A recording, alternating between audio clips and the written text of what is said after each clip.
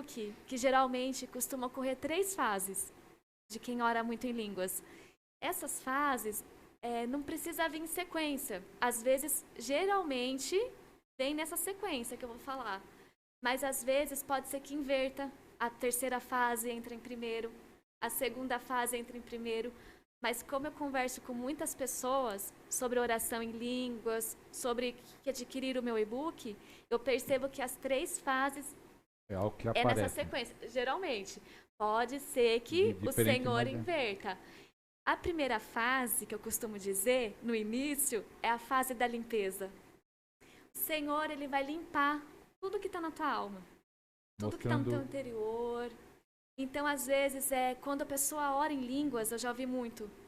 Começa a orar em línguas, fala assim, irmã, piorou. A depressão piorou. Tô orando em línguas. Irmã, peguei esse gancho aqui, um testemunho de um pastor. Ele disse que começou a orar em línguas muito e começou a ouvir um monte de pensamentos ruins. E aí ele foi falar com um pastor e ele falou, tá vindo pensamento ruim. Ele falou, não tá vindo, já tá aí dentro. Exatamente. É a fase da limpeza. Eu costumo dizer, né? Que tudo que está no interior do homem, na oração em línguas, principalmente no início, não que não estava ali no homem, estava adormecido. Já tá lá. Já estava lá. Só que daí você começa a orar, desperta, porque o Senhor quer retirar. Tirar aquele mal. Quer limpar. Então, no começo, acontece muito. Eu comecei a orar em línguas, a depressão piorou, a síndrome do pânico aumentou. Daí eu falo, continua. Eu incentivo, eu falo assim, irmãos, é uma fase. Vai passar. Continua, que é a fase da limpeza. Para limpar, o Senhor tem que remexer. Porque o espírito é a lâmpada, né? É a lâmpada. Tanto o espírito do homem, o apóstolo falou, tanto o espírito do homem é uma lâmpada, né? E o espírito do Senhor é uma lâmpada. Na verdade, o espírito do Senhor são 7 chamas, né?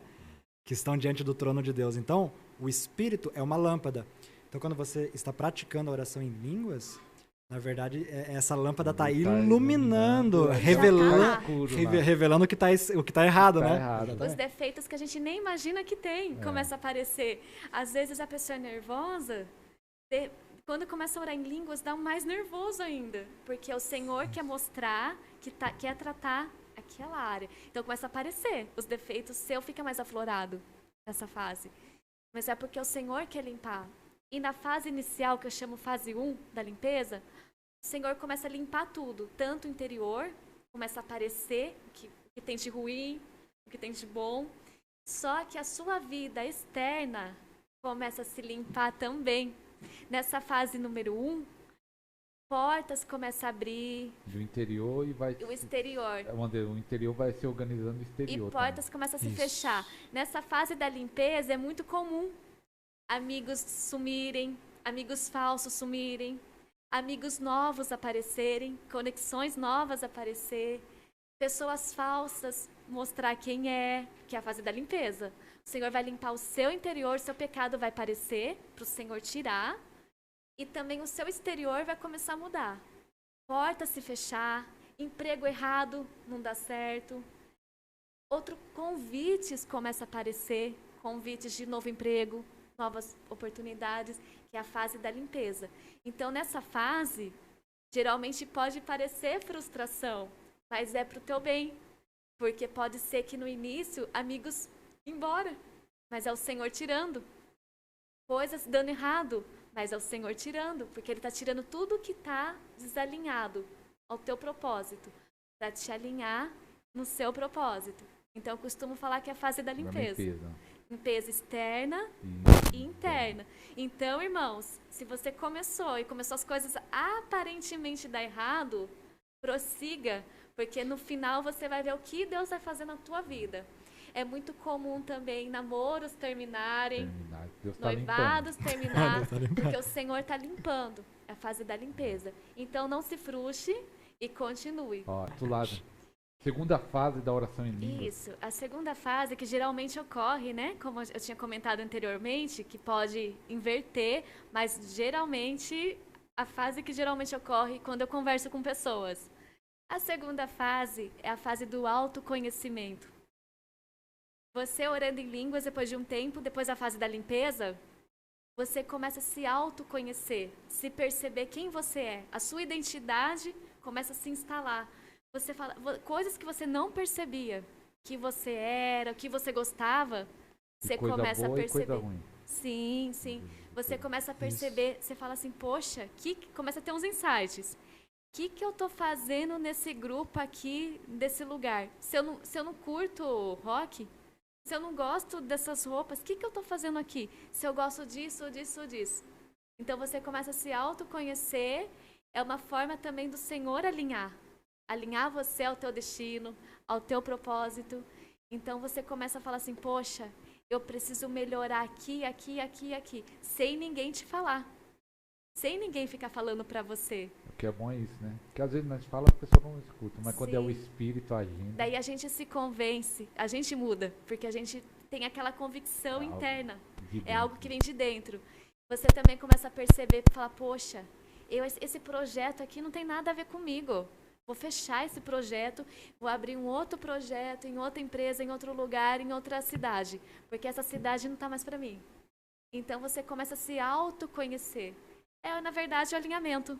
O Senhor vai puxando você para o teu destino, vai tirando tudo que não está relacionado ao teu destino, ao teu propósito, para te alinhar. É aí que você descobriu que era chamado para ser profeta? Sim, daí eu descobri que o Senhor tinha me chamado para o profético. E foi muito engraçado, muito interessante, porque alguns profetas na minha infância, adolescência, falavam que o Senhor tinha uma grande obra na minha vida. Só que não falava em que área. E eu já tocava teclado na igreja, então eu pensei. Eu falei, é o teclado, é a música. Então eu me dediquei muitos anos à música. Eu orava por uma tecladista, hein? Deus respondeu. E eu dedicava muito, eu fazia muita aula de piano, eu investia pesado mesmo na música. Até pensei em fazer faculdade de música para poder dar aula de música, então eu levei muito a sério, por anos e anos e anos. Só que daí nessa fase do autoconhecimento, eu tive um insight. Eu falei, poxa, Senhor, eu falei, mas poxa, Senhor, se o Senhor tem uma grande obra na minha vida, nessa área da música, por que não dá fruto? Alguma coisa está errado, porque quando é de Deus, a gente está se dedicando, fazendo tudo certinho, a gente está no nosso ministério de propósito, os frutos aparecem. Daí eu comecei a ter uns insights, daí o Senhor começou a confirmar que eu era profeta. Usou irmãos para falar que eu era uma profeta de ofício. Daí o Senhor começou a testificar no meu interior que eu era uma profeta de ofício. Daí eu entendi que a música não era o chamado principal. Hoje eu adoro em casa o Senhor, né? Louvo ao Senhor, mas não vejo eu como ministério principal tocando teclado. Daí o Senhor começou a me usar, entregar a profecia para uma irmã, para um irmão. Daí eu tomei posse do ministério profético. Aí já começou a fluir também a palavra profética. Sim, começou a fluir. No culto, o Senhor mostrar algo para a irmã, algo para o irmão. Vocês como profeta recebem sempre? É fácil? Vocês vão no lugar já vê e já tem uma palavra? Só por curiosidade. Você chega num ambiente, numa igreja nova, você já de imediato tem algumas revelações ali? Como funciona? Quer responder? Assim, a gente costuma orar muito antes de aceitar algum convite. De ir para algum lugar. Para algum lugar. Então, aqui nesse Podercast, a gente orou e o Senhor confirmou. Confirmou que era para a gente vir, deu tudo certinho a data, quando o Renato está em São Paulo, aqui em Piracicaba. Então, a gente costuma orar muito antes, se aceita o convite ou não. Então, quando a gente vai para um lugar, assim, ministrar, e na igreja, a gente já vai debaixo de uma direção de Deus. Então, geralmente, quando a gente vai, é porque o Senhor quer falar alguma coisa, ministrar sobre alguém, né? E foi o que aconteceu hoje, né? Um exemplo, né? O pastor Ariston nos convidou para estar aqui no podcast. Nós oramos, né? Sobre a nossa vinda aqui. E, naturalmente, o Senhor me deu uma palavra para o pastor Ariston, que eu não vou falar aqui nos vídeos qual que é a palavra, né? Mas eu já entreguei ali antes de começar a palavra para ele, nós já tivemos um tempo bom ali com o Senhor, né? E então é um exemplo de que realmente isso acontece, né? O Senhor nos enviar a alguns lugares e nos comunicar coisas, né? Sobre as pessoas, sobre o que nós temos que fazer ali, né? de fluir, né, no profético, no chamado. Que coisa tremenda. E eu acho que uma das coisas, até o apóstolo também comentou isso lá do propósito, né?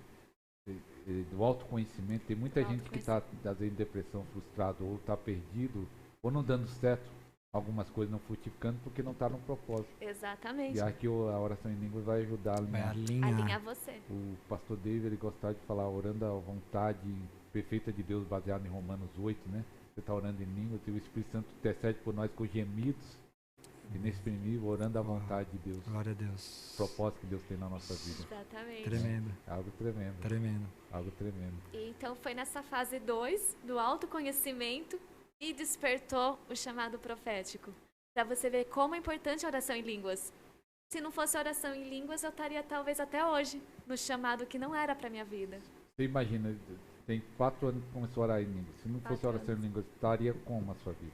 Eu estaria, acho que, no ministério frustrada, numa igreja frustrada. Eu estaria frustrada, com a vida toda travada. Travada, porque destravou depois. Destravou, violento, gente, foi violento. O que eu tô vivendo nesses 4 anos, 3 anos, eu não vivi em 30 anos. 30 anos. 30 anos. Servindo a Deus, destravou. na igreja, dedicada. Perfeito. Então, para você ter uma ideia, não quer dizer que está na igreja. É muito poderoso, né? Sim. E qual é a terceira fase? Pra concluir. A terceira fase... Vai deixar o pessoal com água. Tem muito mais no e-book lá, né? A terceira fase, que geralmente ocorre, que é uma fase muito boa, é a fase da surpresa de Deus. Começa a vir as surpresas até você.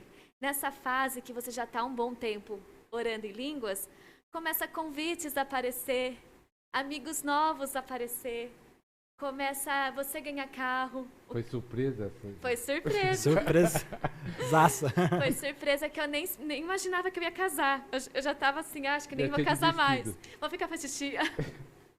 Então, nessa terceira nem fase... que vinha a benção do Curitiba. Então, Curitiba, que eu ia mudar de cidade. O Senhor mudou a minha vida.